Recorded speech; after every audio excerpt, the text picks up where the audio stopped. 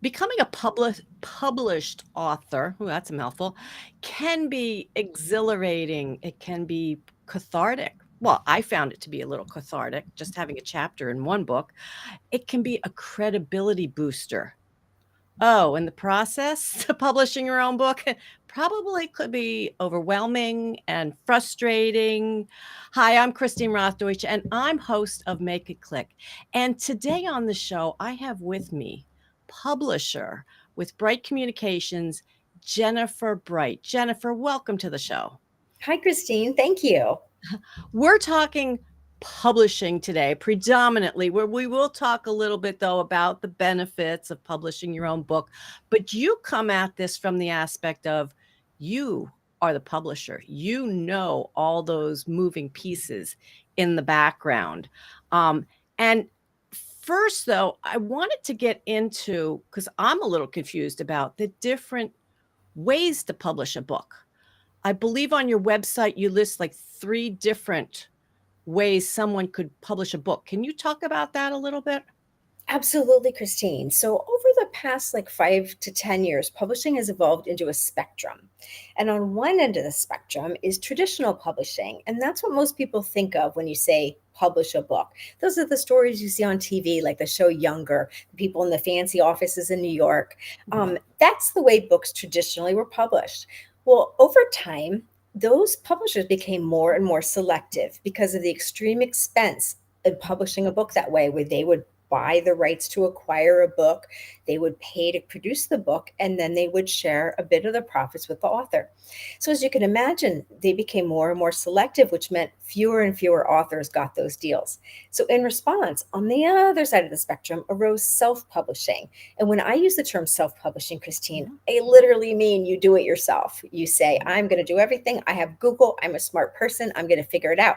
Could you do that? Of course, you could do anything, but it's hard. It would be as if I was going to try to learn your job of 25 years and figure it Mhm. out, in my spare time while I'm managing, raising my family, doing my laundry and feeding my cat. It's hard. I had one gentleman one time come to me and say, Jennifer, I just self-published my book. It only cost me $20,000 and took me 2 years. And my heart just broke for him because I thought we could have done it for so much less money in so much less time with so much less work. And Yeah. so, in the middle, the happy middle ground between those two extremes is what I like to call independent publishing. That's where my company is, with the happy middle ground, where authors hire us to produce a top quality book. We guide them every step of the way, make it simple, make it easy, make it fun, and then give them a top quality book, and they get 100% of proceeds directly. And so there's a lot of companies in that middle ground. Some people call themselves hybrid publishers, some people call them custom or service. Again, I call myself an independent publisher. Well, and that sounds like it certainly reduces the frustration and overwhelm. How many people I've spoken to over the years of like, yes, I've been writing a book for the last 10 years or something. They never published it. It's like, wow, how can you know, want to prolong that? Let's talk briefly about the benefits. Now, I mentioned, like for business owners, it builds credibility.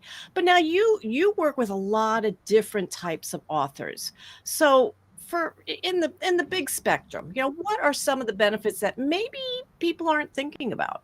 Excellent question. And you're right. We work with all different kinds of authors. I like to say any type of book you could find on Amazon or in a bookstore, my team has worked on and published. We work with children's books to adult fiction, nonfiction. And so there's so many benefits. And what is so amazing to me is I worked in publishing for my entire adult life. I've been publishing books in this way for about 3 years.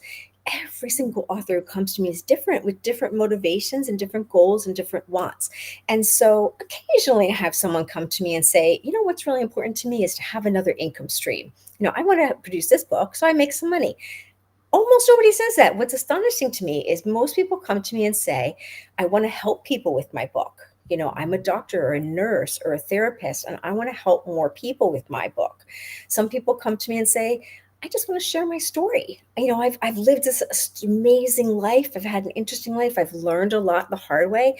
I would love if I could share my story and maybe make someone else's road a little bit easier. Another benefit that comes up again and again is like what you touched on, Christine, about business people. You know, people go to these networking events and we hand out business cards, and where do you think they go? You know, they go into the trash. Yes. Some people are a little more ambitious and they hand you a brochure. Where did those go? They go in the recycling bin.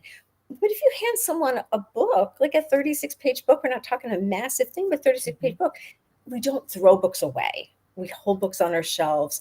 We carry them around in our purses. We share them with friends. And so a book might be a little more expensive than a business card or brochure, yes, but it's also likely to be retained and read. So there's a lot of benefits. And also, having a book gives you credibility. We literally have an expression, she wrote the book on it. And that means she's the expert.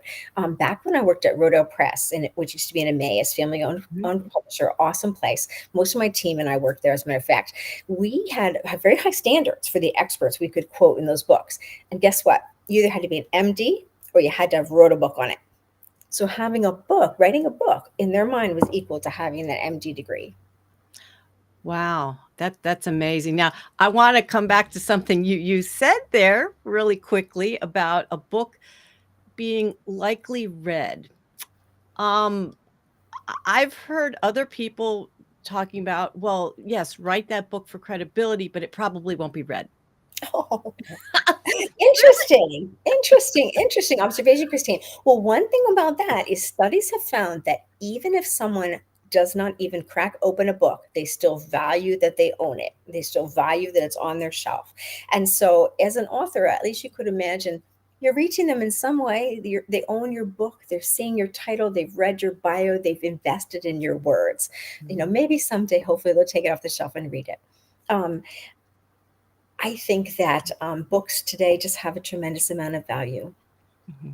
Oh, so do I. So do I. And it I look at anybody who writes a book. Now, I've only written a chapter in a compilation book, and that to me, again, like I said in the intro, it was cathartic in the end. At first there was some, angst about it, and in the end I was like, look at this. But I look at people who produce these things and say, they did it. How Mhm. many people don't? And that alone is so valuable. I As agree you with you say, 100%. people Mhm. have things to share, and how many people are not getting that out there?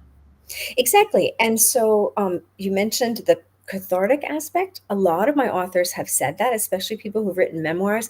They've even said, even if my book really doesn't reach a lot of people, just writing it helped me, help me process it, help me build bridges with my family. And bridges is an interesting word because a lot of times people come to me and they want to produce a book because they know it's the bridge that's going to get them where they want to go.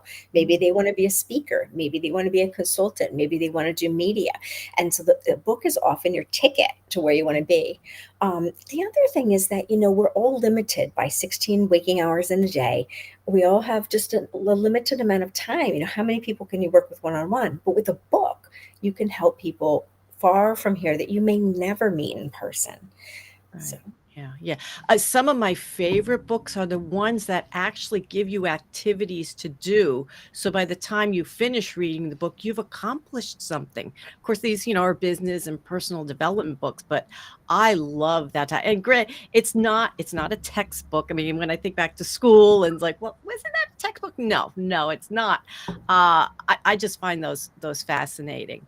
Um, I agree. I agree. 'Cause and also that gives the author, a lot of times I'll recommend that to authors because it adds another dimension to your book. So now your book is not just a self-help book. Your book is a self-help book and a journal, or it's a self-help book and a workbook.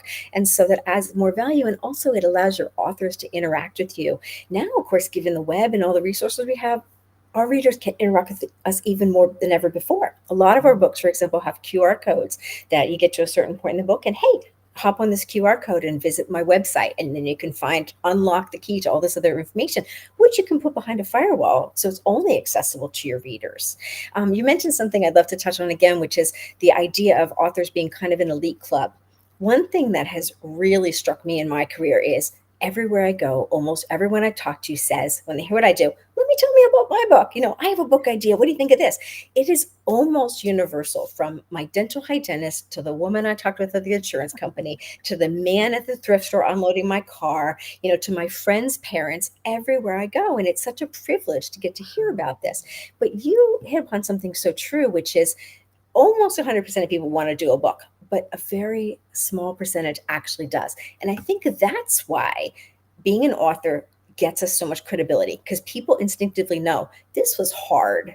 If Mhm. you did this, if you managed to focus yourself and find the time and, put in the work and the hours and the time and the tears and the sweat to create this book, and then if you manage to find someone to help you bring it to life, that's a big deal and that should be applauded. And I think that's why people respect and admire authors so much.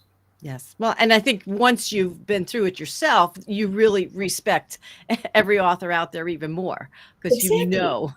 And I think that that's so interesting, because while so few people actually publish a book, at least a third to a half of my authors publish a second book, a third book. Mhm. And I think they realize there's real power in this.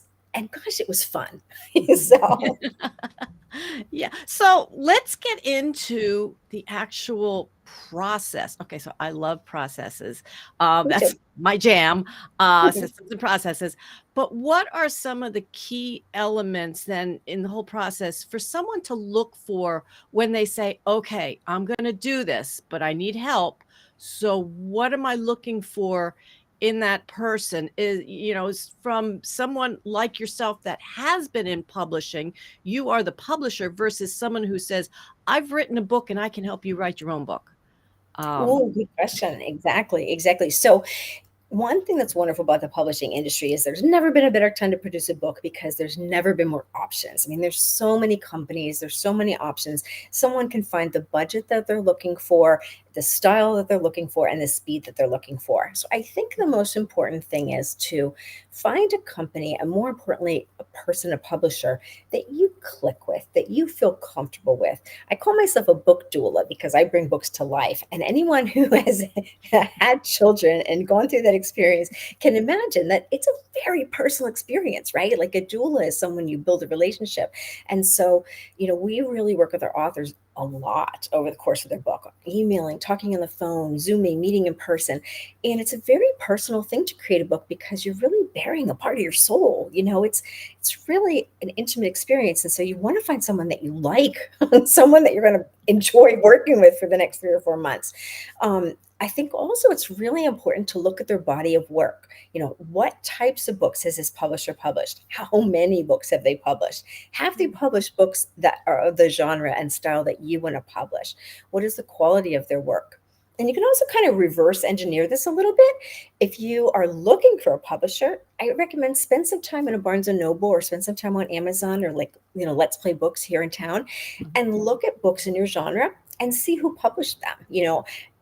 Maybe you don't want to aim for the random houses that you'll probably never hear back from, but is there maybe a local publisher or an independent publisher that specializes in that type of book?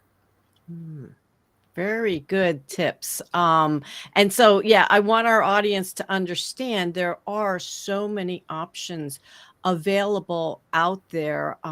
Just Google it. But Mhm, mhm. you do need to be able to work with the person that you choose, and not spend tons of money to months down the road. To, oh, this isn't working.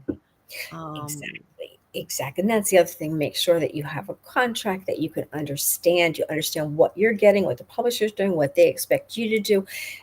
It's very important too to know that, if you're hiring an independent publisher, one of the great benefits is you're in control. As opposed to the publishers of yesterday, where they very much bought your book and the rights to it. Now the author is in control, and we're on your schedule, we're on your budget, we're on your timeline, we're here for you. It's a very different relationship. A really long time ago, when I first had left Rodale, I was hired by a traditional publisher to write a book about baby proofing. And this was perfect, because I was a new baby and I was literally baby proofing. And so I was assigned to write a book called 5 Minute Baby Proofing, because it was part of a series of 5 minute guides. And so it was supposed to be an easy breezy, not that you could baby proof your house in 5 minutes, but in 5 minute chunks, what could you do? So I produced this light, easy breezy book. That editor left, a new one came, and she said, I know, we're going to call this the Baby Proofing Bible. And I said, but this is not the baby proofing Bible. In fact, this is the opposite of the baby proofing Bible. And I tried to explain the book that I had created, that I was assigned. Didn't matter. The publisher was in control. and they wanted what they wanted, and so they ended up producing a book with the wrong title. They did a hardback, spiral bound, expensive full color book when it should have been an inexpensive paperback, perfect bound book, to just something easy breezy. And I don't think it sold very well. So Mm. Yeah. One of my last questions here for you, the thought came to me of ghostwriters. yes. Can you talk about that a little bit? And is there a benefit, and what type of book maybe you see a ghostwriter being used more often than not? Excellent question. And so I'm really proud that we meet authors where they're at. And so authors come to me at all different stages, everything from someone who just has a brand new idea to someone who has an idea and needs help writing it, ghostwriting, to finished manuscript. And I've even had some people come to me with finished books. They just need a little help to upload. Ghostwriting does not cross my desk very much. Most of our authors want to write themselves with just a little help or coaching. A couple of times when I have been approached about ghostwriting, we have a number of people we can recommend, but it's very expensive. Mm. And authors maybe don't realize or understand the incredible time commitment you're asking for someone to ghostwrite your book, because one, they probably have to interview you extensively by phone or Zoom, get all that information out of your head. They might have to do what we call primary research, like doing research on their own to support your ideas. And then they have to do a little bit of magic by making this all sound like you wrote it. And so it's very challenging. It's really an art. It's really quite expensive. So most of the time, what I do instead is help support our authors to write their own books. Much cheaper. Yes. Well, and I loved when we spoke a few weeks ago when you were explaining how you've been doing some compilation books of your people actually kind of interview the person for each chapter, and then they go off and write it. And I've never heard of somebody doing that before. It's Yes. always been, okay, write your chapter, and then we'll have an editor work with you and make it better. But yes, to not even have to actually write it, but it is your stuff. It is your information from an interview, and it's just a chapter. So that was very interesting. Yeah, we find it's a lot easier to find those contributors if we're offering that service. If they wanted to write it themselves, they could, but it's really fun to have a professional interview, and be interviewed and feel kind of like a Yeah. celebrity and have someone else write your story. And then you still have the control because you get to Mhm. review it, tweak it, approve it. Yeah. Well, this has been a fantastic conversation, Jennifer. I so appreciate you being here. If our audience would like to learn more about Bright Communications and how you can help them out, where can they find you? Sure, they can find us at brightcommunications.net. Our email's on there, there's forms on there. Everyone is welcome to a free brainstorming session to just, even if we just help you advance the ball, all the way up to helping you publish your book. Awesome. So, okay, one last question about you, Jennifer, and your business and all these years that you've been publishing books. When you think back to all the different things that you learned about running a publishing company and doing the work, is there anything that comes to mind that you say, oh my goodness, that really helped me in my business? It really helped me to make it click, to really push my business forward. Is there anything that Oh, comes to mind?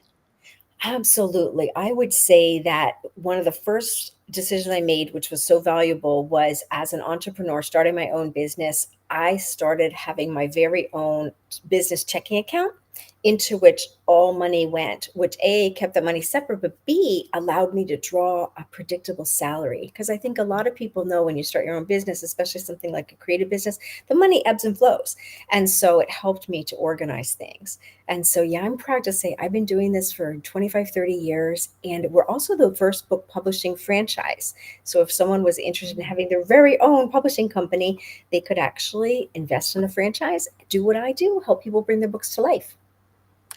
Well, I love the information about the checkbook. Not too many people go in that area of talking about the finances, but that is an excellent tip for our listeners. Thank you so much for that, Jennifer. Thank you so much for being on Make It Click today. Thank you for the opportunity.